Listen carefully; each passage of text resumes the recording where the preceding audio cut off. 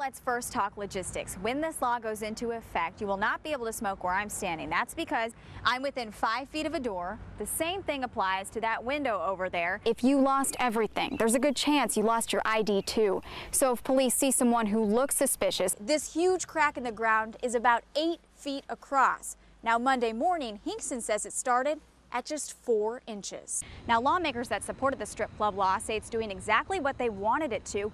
Check out how fast this water is moving, and it's a day after the torrential rains came. Even with the passenger window down, if you're driving 20 miles per hour, you are breathing in twice the amount of what's considered unhealthy by the EPA. Joe, a 21-year-old Climax Springs man is facing kidnapping, child endangerment, and enticement charges tonight. The porn industry brings in about $14 billion a year. Unlike a retail outlet or even a bar or restaurant, you're not going to walk into the Albatross unless you're comfortable around smoke. This stuff is really, really hard. This isn't your average snow. But for some students, every dollar counts. Let me show you how loose this new liquor ordinance would be. My stride is about 2 feet. 1, 2, 35, 36, 37. But later that night, that search was abandoned after a cell phone tracker revealed the boy, or at least his phone, was in Springfield. They caught John Kimberlin of Fair Grove actually trying to get out of this building. Police say he caused some damage to doors. Can you hear that? That is the sound of a natural gas leak. Those are happening all over Joplin, but that is the least of the Niederhelm's concerns. That's because they're still missing a part of their family, and they are pretty sure he is not coming back. My gut as a mother is that Zachary's gone. At the very least, Tammy Niederhelman knows her 12-year-old son is not here, yet here he is. Yeah, he was a cute little stinker. This mother is searching for anything that reminds her of her little boy. I did find yesterday, further down the road, a quilt that his grandma Kathy had made him. It had Hot Wheels on it. He loved cars. Zachary Williams was in the bathroom. The last time my husband looked in, he was sitting on the toilet right here with his cell phone and a flashlight. Tony Niederhelman was sucked right out of the house. I remember laying up against the back of the house, and I remember looking up and watching the roof peel off the house. And then after that, I don't know if I got knocked out or what. And then I woke up, I was sitting in the pickup. Zachary was gone, but Tammy says a neighbor found the body of a young boy. Heartbreaking as it was to hear, he told Tammy it was the boy in this picture. Our plea is, though, if he is gone, please just quit delaying the torture that you're doing to these people. Let us see our family. Let us get the closure. I just want to pick him up and hold him and tell him I love him one last time. I know if he's not here, his body's just there, but his soul's somewhere else. We have to have the closure. Until she sees for herself that the child who loved Legos and his family was excited for high school and would turn 13 next month, did not survive the storm.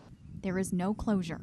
Instead, there's an inkling of hope. I don't want people to stop looking if he could be out there. This is the Niederhelm's message for you. Again, the boy's name is Zachary Williams. He's 12 years old.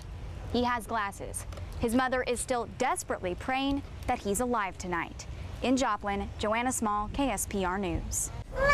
Tinkerbell has quickly become a staff favorite at the Texas County Vet Clinic. It's easy to get attached to her. She likes everybody. That was her problem. She likes everybody. Whenever they have burns over this percentage of their body, then someone did this to them.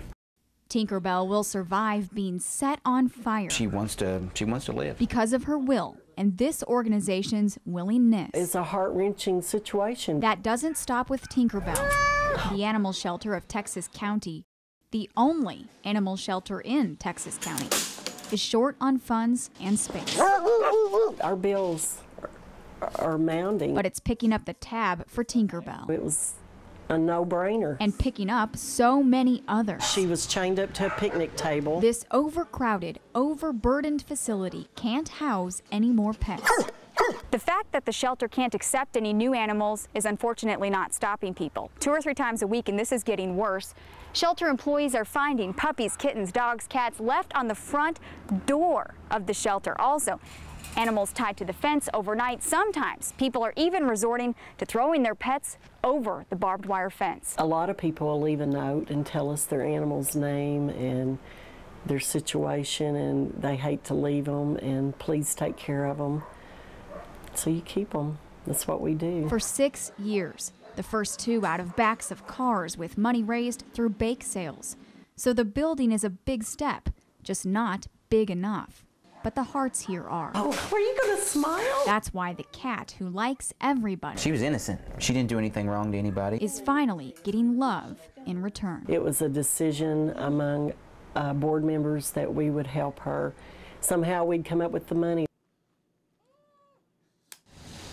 DeVito's restaurant and trout farm survived when Highway 65 moved west twice. It survived a fire, a flood, I had to fill in 2 or 3 feet of dirt here that washed out. and fine dining under the confines of a dry county. For 24 years, we have known that that was where all the actual money in the restaurant business comes from. A wet vote in November followed by a 4.5-month fight, and Joe DeVito is toasting to the family business's latest venture. So DeVito's gets its beer and wine permit. Customers can have a drink with dinner.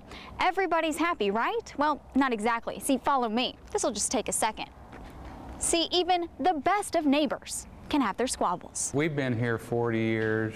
We've gotten along as good neighbors, no problems whatsoever. They've been good neighbors to us. They're good people.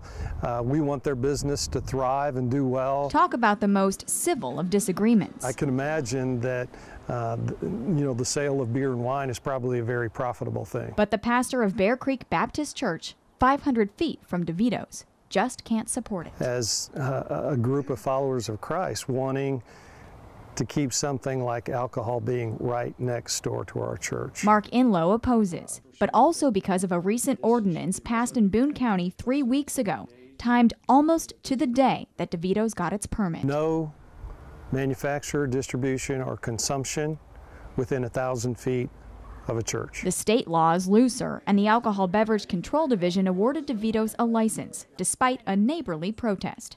Inlow's congregation appealed, and there will be another hearing. Most of the fish didn't wash away, luckily. But the DeVito's, well, they're survivors. We kept our fish. We'll see if we can keep our beer and wine permit.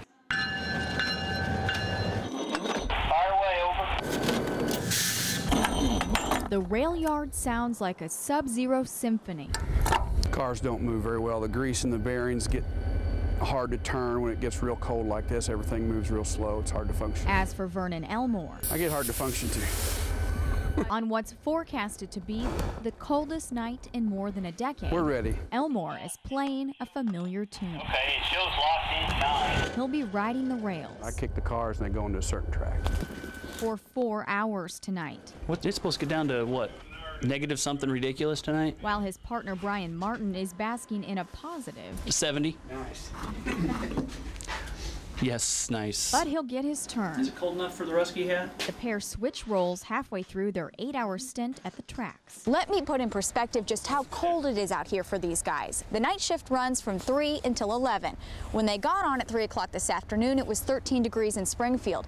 Midway through their shift, it's 11 degrees. And by the time they get off tonight, it's supposed to be 0. I guess the cold weather got to it. Snow shut down business here yesterday, but cold? Just had to muddle through. After all, that's what the conductors do, keep the trains running and make beautiful music.